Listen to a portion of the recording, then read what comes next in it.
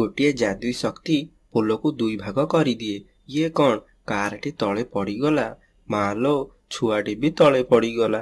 ହେ ଭଗବାନ, ବୁଢ଼ା ଲୋକଟେ ବି ତଳେ ପଡ଼ିଗଲା। ଏହି ଲୋକମାନଙ୍କୁ ପାଣିରେ ଥିବା ସାର୍କ ଓ କୁମ୍ଭୀର ଖାଇ ଦଉଛନ୍ତି।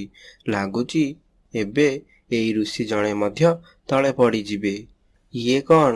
ଋଷି ଜଣେ ଠିଆ ହୋଇଗଲେ। ଚମତ୍କାର! ଋଷି ନିଜ ମନ୍ତ୍ର ଦ୍ୱାରା ପୋଲକୁ ଯୋଡ଼ି ଦିଅନ୍ତି। କିଛି ସମୟ ପରେ ପୋଲକୁ ପୁଣି ଥରେ ରାକ୍ଷସ ଭାଙ୍ଗିଦିଏ। ପୋଲ ଉପରୁ ଯାଉଥିବା ହାତୀ, ହରିଣ, ବାଘ, ଛେଳି, ଭାଲୁ ସମସ୍ତେ ପୋଲ ତଳକୁ ଖସି ପଡ଼ନ୍ତି। ଏଥର ସ୍ୱୟଂ ହନୁମାନ ଆସି ସେ ରାକ୍ଷସକୁ ମାରି ପୋଲଟିକୁ ଯୋଡ଼ି ଦିଅନ୍ତି।